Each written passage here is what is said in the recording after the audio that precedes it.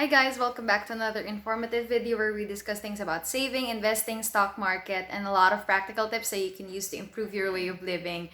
Medyo natagalan yung follow-up video ko on the other BDO credit card that I received, and there's also a confusion because for the longest time, actually starting 2017 yung nagkatrabaho na ako, ang dami sa akin nag-encourage na kumuha na ng credit card. Pero sadly, sa dami-dami ng lahat ng in-applyan ko, isa lang yung credit card na nakalusot ako, and that was with Union Bank. And if you wanna watch that video, I uploaded that a couple of months ago. Ang dami ding views noon. So kung interesado ka at malaki ang credit limit na nabigay sa akin considering wala akong Union Bank account.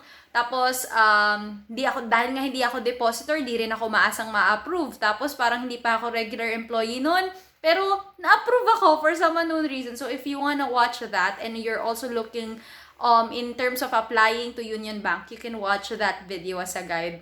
Okay, now as mentioned and as you can see in the thumbnail, ang video natin for today is some sort of quick review lang with BDO, with Shop More BDO credit card. Ito yung Mastercard nila that comes with the SM Advantage card. So, ayan. Hindi ko rin gusto yung SM kasi malayo siya sa amin. But if we do groceries, which we do every after 2 months, Mega Mall talaga yung pinupuntahan namin kasi nga, doon kompleto talaga. If we just go to our local supermarket dito, wala ka masyadong mabibili. That's why we always go to Mega Mall. Medyo, hindi naman siya malayo, pero I would say mahal kasi yung pamasahe kapag nag-grab ka. Pero ngayong meron na akong gantong card, parang mas compelled ako lalong pumunta doon. You know naman, kapag may card ka tapos you wanna earn points, kaya minsan nahihirapan din ako magkaroon ng desisyon kapag mga kumukuha ng cards eh. So that would be our topic for today. So if you wanna watch how I applied, you can first watch the BDO Visa credit card that I got from BDO. So, paano ba ako nag-apply? I have a business account with BDO. But since it's under sole proprietorship, technically, ang process lang ng business account application for all account holders or depositors, para lang din siyang normal na savings account. Nagkakataon lang na doon sa card and doon sa mismong passbook, ang naka-reflect doon is your business name and not your personal name. So, yun yung pinagkaibahan doon. Nung pumunta ako sa kanila, parang nagkaroon pa kami ng commotion noon nung teller kasi nga hindi niya ako pinag-withdraw. Parang hindi siya naintindihan sa sinabi ko. Pero nakapag rin ako, over the counter naman ako, then inask nila ako if I can apply for credit card. Sabi ko, okay, kasi hindi na talaga ako hopeful. For the past year, sabi ko nga sa inyo, apply ako ng apply, pero wala talagang na-approve sa akin na BDO.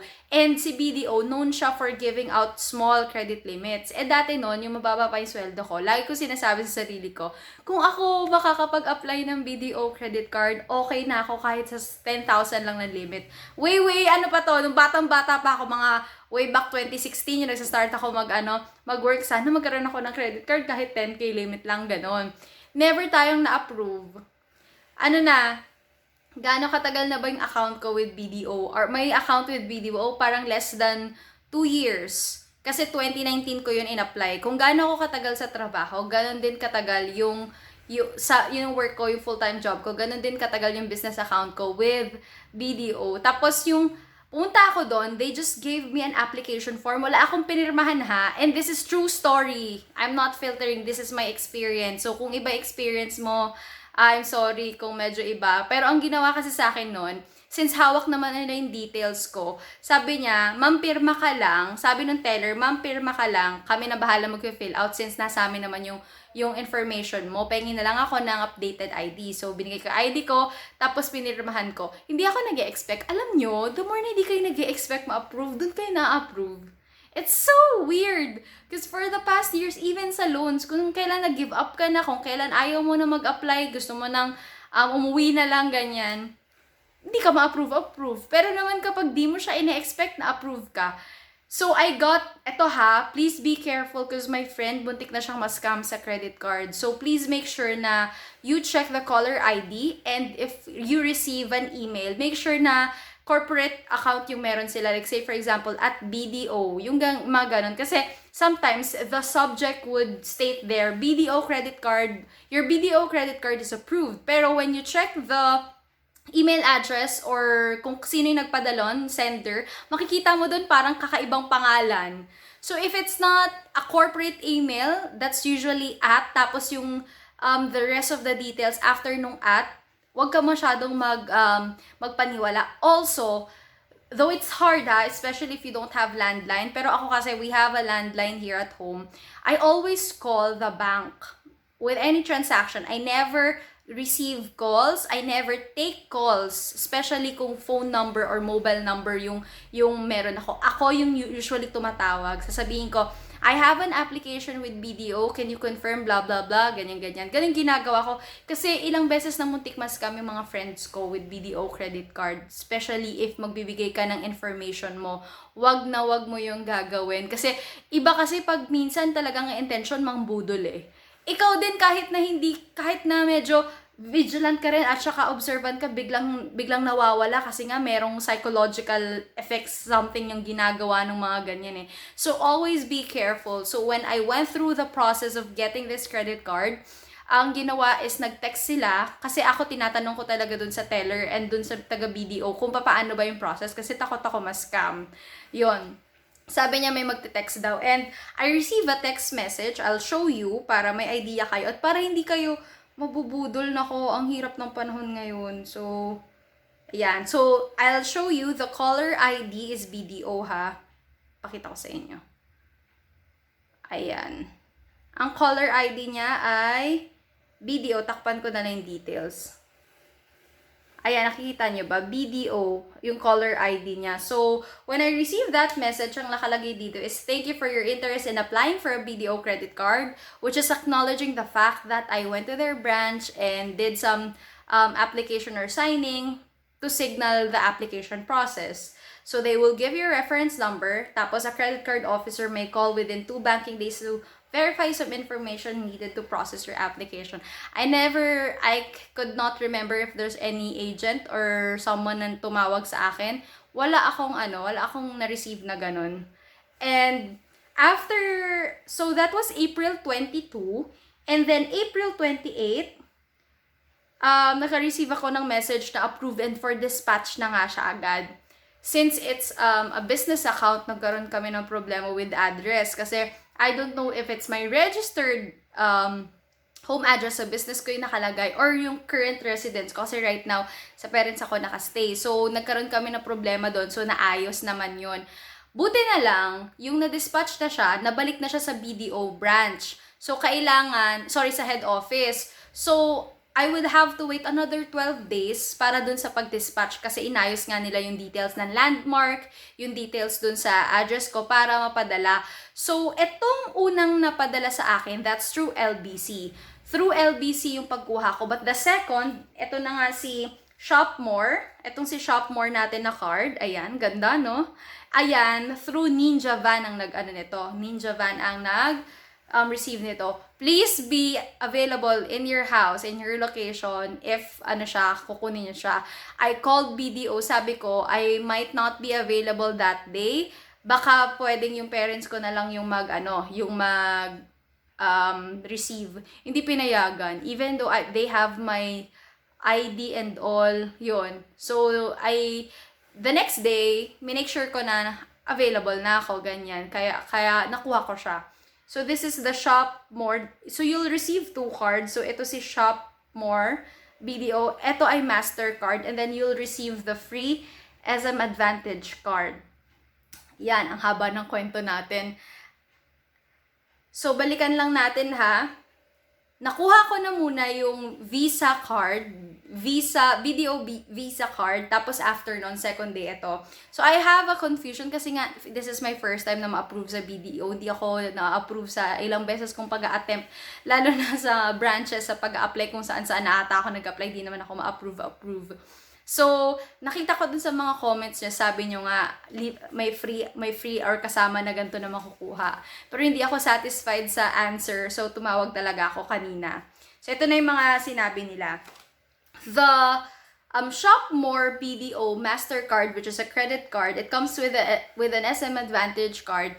Similar lang siya dun sa Visa BDO credit card na meron. Technically, they're just sharing the same credit limit. So, the credit limit awarded to me is 20,000 pesos. So, in short, kung isi-split mo sila, tig 10,000 sila. Okay? Tig 10,000 sila. So, one of the advantages maybe of getting this card is that most of the merchants around Metro Manila, ang ina-accept nila is BDO. Totoo yan May mga cards ako, isa lang naman din ang card ko. Kahit na ang laki ng credit limit niya, hindi siya ina-accept for installment o kaya most of the establishments ayaw tumanggap nun. Tapos, naaalala ko pa nun, puro lahat straight payment yung meron. Pero thinking ahead lang, yung mamamax ko dito in terms of installment, 20,000 lang din. So, hindi ko alam pa paano o anong bagay yung mapagkakasya ko for that. Tapos, sabi ko nga kanina, unang mapapadala sa'yo would be the Visa. Tapos, after 3 to 4 days, yung sunod naman na darating sa'yo, si Shop More. So, balikan ko lang yung mga tanong ko dun kasi tumawag ako kanina bago ako gumawa ng video just to make sure lang na okay siya. So, the Shop More BDO Mastercard, more on for shopping lang siya, sabi niya. So, for expenses and all. Usually for SM purchases, of course. Kaya nga siya branded na ganon. Also, with Shop More, through points siya dito makukuha. Because the card itself, hindi daw yun nag-earn ng points. So, kung sa SM ka, dito naman siya papasok. That's why, sinamahan nila to ng ganito. But for me, more on siguro branding lang din to or a partnership that they did with BDO. Okay, for the annual fee ng Shop More, mas mahal siya kaysa dun sa Visa. So, kung gusto mo naman panoorin yung video na yun, meron naman akong detailed na review there. So, kung gusto mo malaman kung magkano yung, yung annual fee niya, mas mahal itong si Shop More. The annual fee for Shop More is 1,800. Pero yung kasama nito na Visa, that's 1,500. So, syempre, like any other credit cards, on your first year, waived yung inyong annual fee. So, magkakaroon lang ako na annual fee by next year. Tama ba? Oo. By, ngayon? June. So, June 2022 ang start ko ng pagbabayad ng annual fee. So, ayan. Tama ba? Or 2023? Parang gano'n ata yung sinabi niya. Anyways, etong card na to, mabilis lang akong na-approve. Ang branch na pinag-applyan ko is in front of Robinson's Galleria. So, inside Robinson's Galleria, mayroon na dong BDO, pero doon ako sa katapat. Doon ako na-approve. I've been applying for BDO credit cards for the longest time. Totoo to Siya nga lang yung bank, tsaka si East West yung lagi kong ina-applyan Tsaka si Citibank. Ayan, yung tatlong yan. East West, City, tsaka BDO yung lagi ina-applyan, wala dyan na-approve sa akin. You know what? Sometimes, this is funny Gusto ko na kayang gumawa ng content ng lahat ng bangko na nag-disapprove sa akin. Gusto ko nang lahat-lahatin sila, lahat ng mga banks na nag-disapprove sa akin. Siguro pinakamaraming attempt na doon talaga si BDO. That's why I'm also happy receiving this. Pero ang liit lang din ang credit limit niya. Again, it's split 10K, but they're basically sharing, but if you try to split it, 10K lang talaga siya. At naalala ko from 5 years ago, ganun din naman yung amount na gusto ko. So, siguro fair enough. Kasi tig 10K naman din sila, tas dalawa pang card. Parang sabi ko, dagdag lang to sa lalagyanan, pero basically, it's just the same. So, eto siya, ayan. They would be inserting and sending this kung gusto mong basahin, but basically, it's just plain and simple. It's like any regular credit card. It earns points through the SM Advantage card, but in terms of annual fee, which yun na yung nakikita kong pinagkaibahan nila, yung isa 1,500, yung isa 1,800. Tas pagbibill sila after 1 year. I have, siguro kasi ako as a consumer, marami tong mga pa-points or how do I call this? Mga pa-promos, yon. Marami kang makukuha siguro discounts or promos if you use this card in your transactions, especially sa SM. Meron pang mga instance noon kapag, alam niyo yung mga sale, yung mga mega sale sa sa SM dati, dun sa Atrium pa yon, yung mga kung ano-anong mga brands na nagsisale. Kapag BDO ang gamit mo, parang meron kang less na ganito or meron kang rebate, dun siguro pumapasok yung advantage of using this card. But since it's very promotional, and ito yung mga pa-discounts na binibigay ng brands and ng establishment, specifically ni SM, you can expect and treat it as a regular credit card. Ano na lang, bonus point mo na lang sakalig yung mga rebates, saka yung mga discounts na makukuha mo. Ang dami nun, I remember dati nun kapag nagsisale yung mga Vans, Converse, kapag sa SM, 'di ba, nag-mega sale sila. Pag gamit mo yung BDO mo, ang laki ng mga points na magagamit mo. And just recently, when I checked their site, meron na naman silang parang pa 3,000 points kapag ginamit mo yung Shop More BDO credit card mo. All in all, it was a good process because you know what, that's still additional 20,000 that you can in the air that you can use under your disposal if anything happens. Ako, importante kasi right now ngayong pandemic ang pagkakaroon ng credit card. I am not saying to splurge, I am not saying na kung meron ka, lustayin mo, gamitin mo, pero hindi mo masabi when will you need it. So habang meron kang opportunity to apply, may nakikita ka, apply ka ng apply. Pero ako ay okay na dito for the meantime. You know what? I have a lot of auto debit. So, kaya ako kumuha ng credit card at kaya pa rin ako gustong kumuha ng credit card. So, I wanna try. Kasi wala namang mawawala sa'yo kung mag-a-apply ka. Pero, kasi nga, hindi nga ako madalas talaga na-approve. Kaya nagulat ako na-approve ako sa BDO. I'll be transferring most of my auto debit sa insurance, sa Spotify, yung mga subscription ko, ililipat ko sila dito kasi maliliit na amount lang naman yung pag pinagsama-sama on a monthly basis. Plus, gusto ko kasing kumuha ng MacBook. So, yung mas malaking credit card limit ko na credit card, yun yung gagamitin ko para doon na lang ako mag-installment. So, ganun yung gusto kong gawin. So, definitely guys, if you want to apply ka lang na apply. Walang mawawala sa'yo. And sometimes I also don't know why I get this approval, but I wanna make a video on that because I have insights there as well on how you can make sure that you get approvals. Ako, napaka-importante that you have a regular job at most of your credit card transactions bayad at least 3 to 5 months before you apply for a credit card application from any banks available near you. So yon, I hope you can also try applying kasi sabi ko nga 5 taon hindi ako talaga na-approve and look naman, I have na. So yan, kahit na maliit yung credit card limit, okay na rin sa akin. 20,000 is still a good limit. So yon, I hope you guys learned something today. Go to your nearest BDO branch. Yung sa akin, kung gusto niyo i-try, that's in front of Robinson's Galleria. Doon ako na-approve. Sa pagkatagal-tagal nating nag-a-apply. So kung gusto niyo rin silang i-check, pwede kayo doon pumunta lalo na kung taga Pasig or malapit kayo sa area. Yun, thank you guys for watching. Bye!